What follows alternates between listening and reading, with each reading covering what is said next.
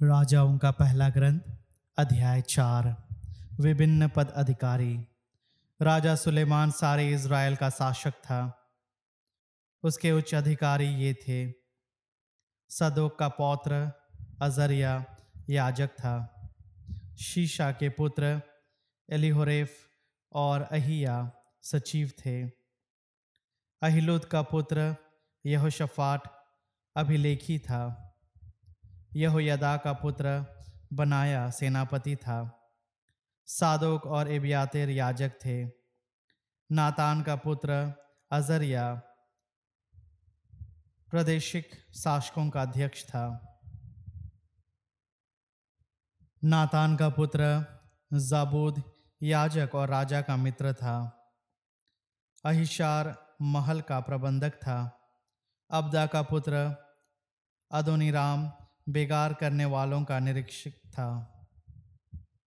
खाद्य सामग्री के प्रबंधक।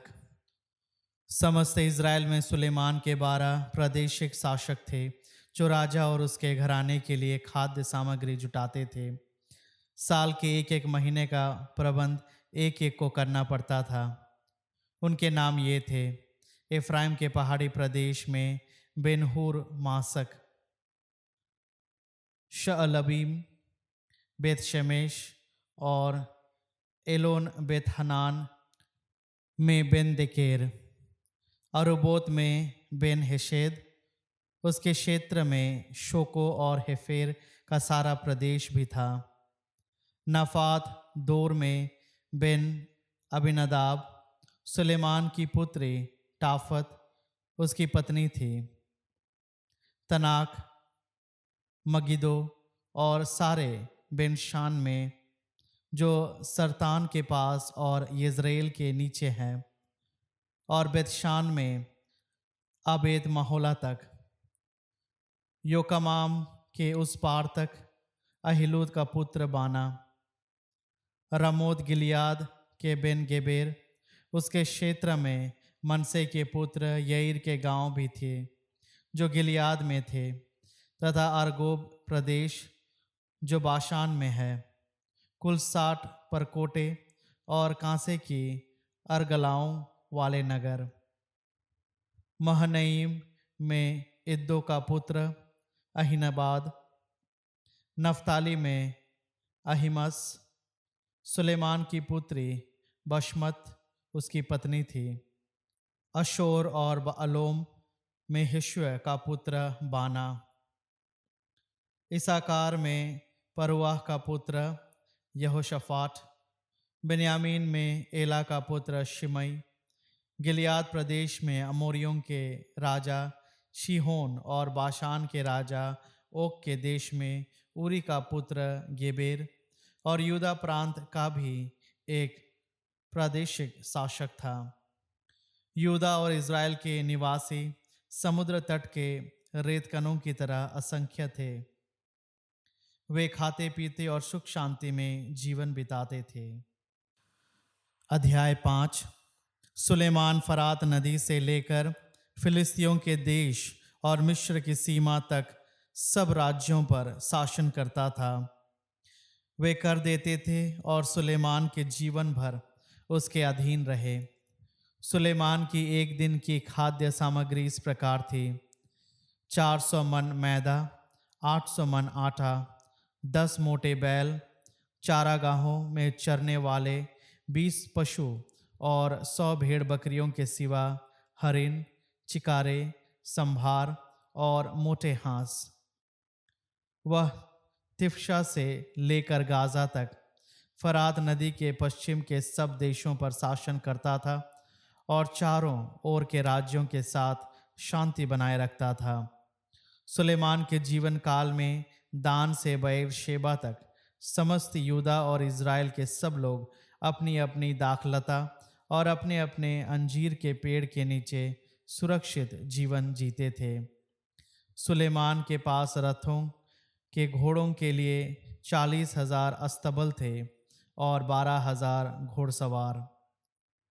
प्रादेशिक शासक अपने अपने महीने में राजा सुलेमान और जो राजा के साथ भोजन करते थे उन सब के लिए भोजन का प्रबंध किया करते थे। किसी भी चीज की कमी नहीं थी।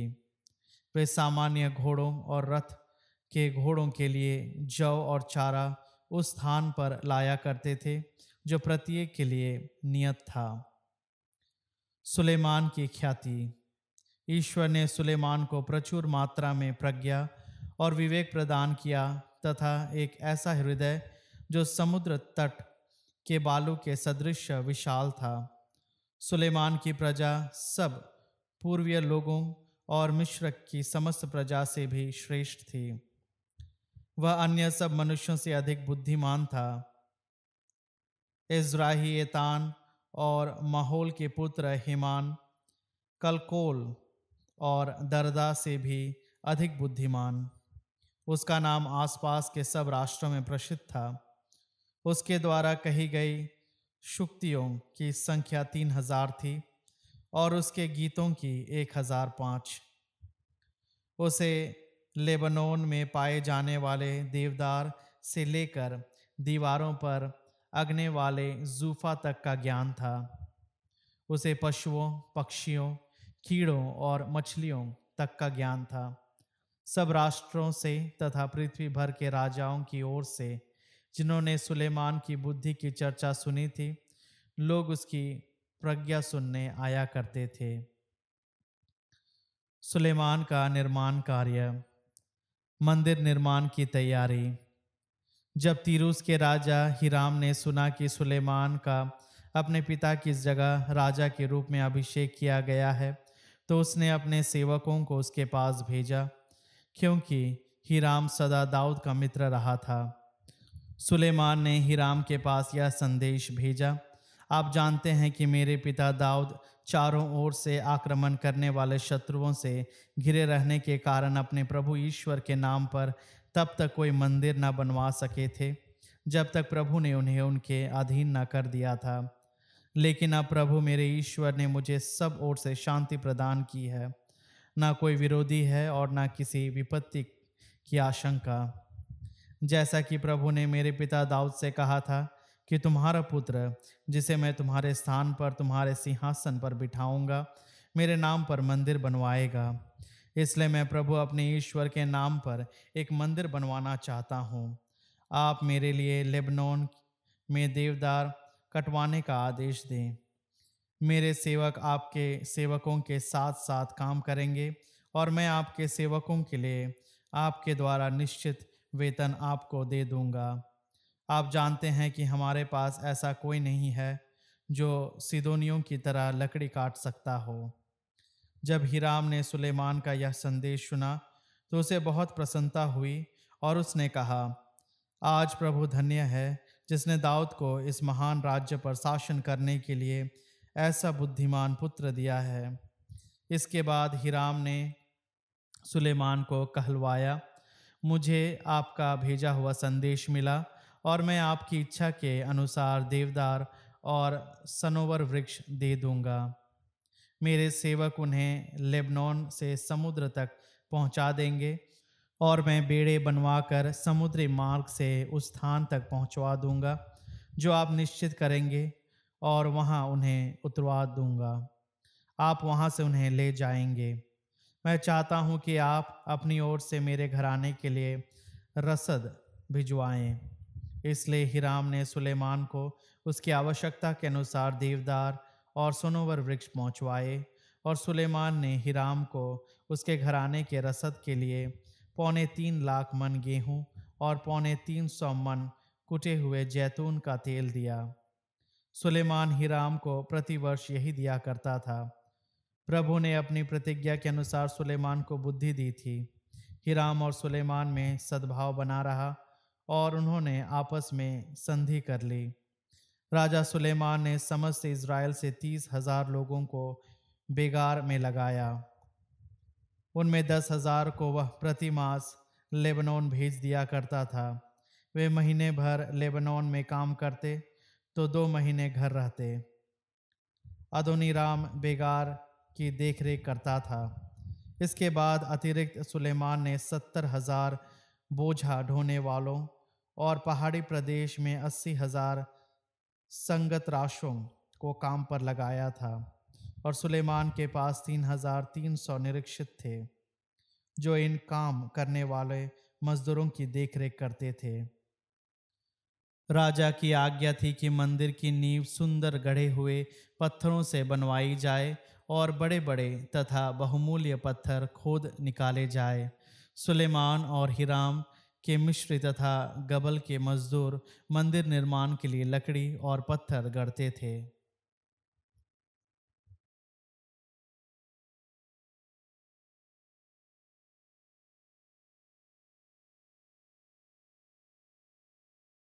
स्तोत्र ग्रंथ अध्याय 146।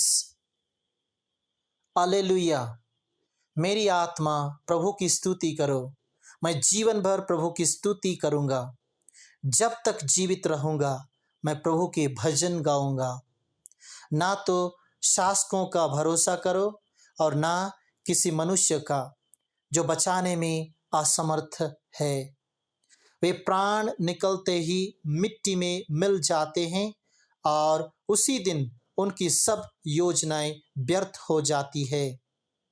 धन्य है वह जिसका सहायक याकूब का ईश्वर है, जो अपने प्रभु ईश्वर का भरोसा करता है। उसने ही स्वर्ग और पृथ्वी को बनाया है, समुद्र को और जो कुछ उसमें है। प्रभु सदा ही सत्य प्रतिज्ञा है। वह पद दलितों को न्याय दिलाता और भूखों को तृप्त करता है। प्रभु बंदियों को मुक्त करता है। प्रभु अंधों को दृष्टि प्रदान करता है। प्रभु झुके हुए को सीधा करता है। प्रभु धर्मियों को प्यार करता है। प्रभु परदेशियों की रक्षा करता है। वह अनाथ तथा विधवा को संभालता, किंतु विधर्मियों के मार्ग में बाधा डालता है। प्रभु सदा सर्वदा राज्य करता रहेगा। सियोन, वह पीढ़ी दर पीढ़ी तेरा ईश्वर है। हालेलुया।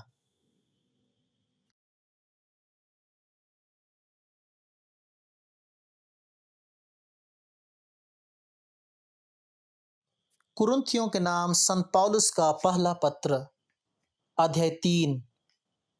भाइयों, मैं उस समय आप लोगों से उस तरह बातें नहीं कर सका जिस तरह आध्यात्मिक व्यक्तियों से की जाती है। मुझे आप लोगों से उस तरह बातें करनी पड़ी जिस तरह प्राकृत मनुष्यों से मसीह में मेरे नीरे बच्चों से की जाती है। मैंने आपको दूध पिलाया। मैंने आपको ठोस भोजन इसलिए नहीं दिया कि आप उसे नहीं पचा सकते थे। आप इस समय भी उसे पचा नहीं सकते क्योंकि आप अब तक प्राकृत हैं। आप लोगों में ईर्ष्या और झगड़ा होता है। क्या यह इस बात का प्रमाण नहीं कि आप प्राकृत हैं और नीरे मनुष्यों जैसा आचरण करते हैं? जब कोई कहता है मैं पौलुस का हूँ और कोई कहता है मैं अपोलोस का हूँ, तो क्या यह नीरे मनुष्यों जैसा आचरण नहीं है? धर्म प्रचारकों का कार्य। अपोलोस क्या है? पौलुस क्या है? हम तो धर्म सेवक मात्र हैं जिनके माध्यम से आप विश्वासी बने। हम में प्रत्येक ने वही कार्य किया जिसे प्रभु ने उसको सौंपा। मैंने पौधा रोपा, अपोलोस ने उसे सींचा, किंतु ईश्वर ने उसे बड़ा किया। ना तो रोपने वाले का महत्व है और ना सींचने वाले का, बल्कि वृद्धि करने वाले अर्थात ईश्वर का ही महत्व है। रोपने वाला और सींचने वाला एक ही काम करते हैं और प्रत्येक अपने अपने परिश्रम के अनुरूप अपनी मजदूरी पाएगा। हम ईश्वर के सहयोगी हैं और आप लोग हैं ईश्वर की खेती, ईश्वर का भवन। ईश्वर से प्राप्त अनुग्रह के अनुसार मैंने कुशल वस्तुपति की तरह नींव डाली है, कोई दूसरा ही इसके ऊपर भवन का निर्माण कर रहा है। हर एक को सावधान रहना है कि वह किस तरह निर्माण करता है। जो नींव डाली गई है उसे छोड़कर कोई दूसरी नहीं डाल सकता, और वह नींव है ईसा मसीह।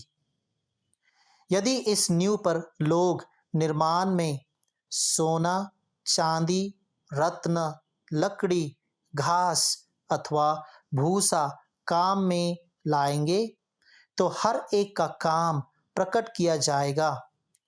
प्रभु का दिन जो आग के साथ आएगा उसे प्रकट कर देगा, और उस आग द्वारा हर एक के काम की परीक्षा ली जाएगी। जिसका भवन कायम रहेगा उसे पुरस्कार मिलेगा, जिसका भवन जल जाएगा उसे पुरस्कार नहीं मिलेगा। फिर भी वह बच जाएगा, जैसे कोई आग पार कर बच जाता है। क्या आप यह नहीं जानते कि आप ईश्वर के मंदिर हैं और ईश्वर का आत्मा आप में निवास करता है? यदि कोई ईश्वर का मंदिर नष्ट करेगा तो ईश्वर उसे नष्ट करेगा, क्योंकि ईश्वर का मंदिर पवित्र है और वह मंदिर आप लोग हैं। कोई अपने को धोखा ना दे। यदि आप लोगों में कोई अपने को संसार की दृष्टि से ज्ञानी समझता हो तो वह सचमुच ज्ञानी बनने के लिए अपने को मूर्ख बना ले, क्योंकि इस संसार का ज्ञान ईश्वर की दृष्टि में मूर्खता है। धर्म ग्रंथ में यह लिखा है, वह ज्ञानियों को उनकी चतुराई से ही फंसाता है, और प्रभु जानता है कि ज्ञानियों के तर्क वितर्क निस्सार है। इसलिए कोई मनुष्यों पर गर्व ना करे, सब कुछ आपका है। चाहे वह पौलुस, अपोलोस अथवा कैफस हो, संसार हो, जीवन अथवा मरण हो, भूत अथवा भविष्य हो, वह सब आपका है। परंतु आप मसीह के और मसीह ईश्वर के हैं।